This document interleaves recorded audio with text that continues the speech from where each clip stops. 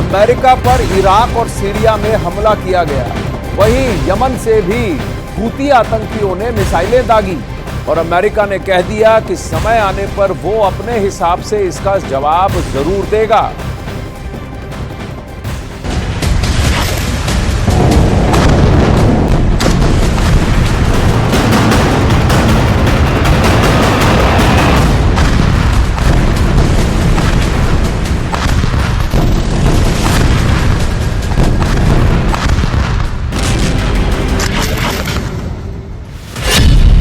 America पर हुआ बड़ा हमला।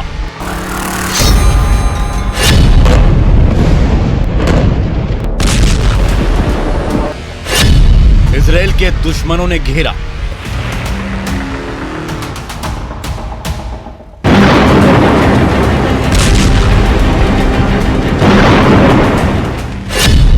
बाइडेन का ऐलान, होगा ग्लोबल वॉर।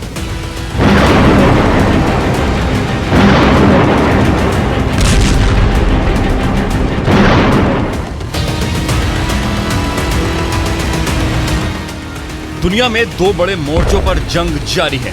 इजराइल और यूक्रेन की जंग ने दुनिया को दो हिस्सों में बांट दिया है और अमेरिका इन दोनों ही जंग में बहुत ही अहम भूमिका में खड़ा है। लेकिन रूस और यूक्रेन की जंग से अलग हमास और इजराइल की जंग ने अमेरिका को ज्यादा मुश्किल में डाल दिया है।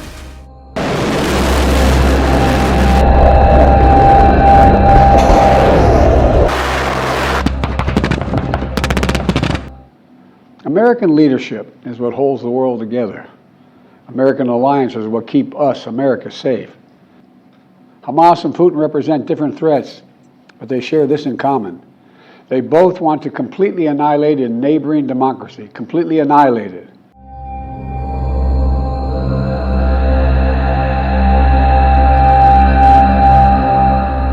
एक देश की दूसरे देश से जंग और उन दो देशों में किसी एक को चुनकर उसका समर्थन करना एक बात है। रूस और यूक्रेन की जंग को अमेरिका नेटो मुल्कों तक पहुंचने नहीं देना चाहता, इसीलिए यूक्रेन की सैन्य मदद कर रहा है।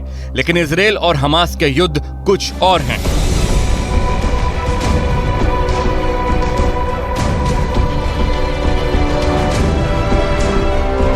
एक तरफ हमास है जो मौजूदा इजराइल को फिलिस्तीन मानता है और उसे हासिल करके पूरे क्षेत्र को इस्लामिक राष्ट्र बनाना चाहता है, तो दूसरी ओर वो यहूदी हैं जिनके पास कभी जमीन नहीं थी, जिनके पास अपनी सेना नहीं थी, लेकिन आज वो एक राष्ट्र है और वो इसे किसी भी हाल में छोड़ना नहीं चाहता।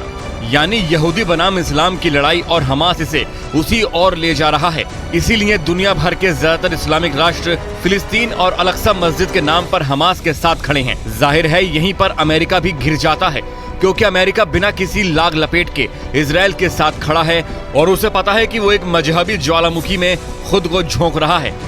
And here in America, let us not forget who we are. We reject all forms of hate, whether against Muslim, Jews, or anyone.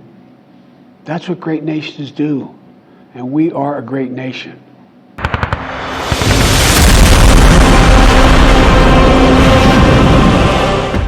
Israel और हमास की जंग में अमेरिका के कूदने से पहले ही ईरान ने अमूमन हर रोज अमेरिका को धमकी दी कि अगर वो गाजा पट्टी में हमले करने के लिए इजराइल की मदद करता है तो उसका खामियाजा अमेरिका को भी भुगतना होगा। और यही हुआ।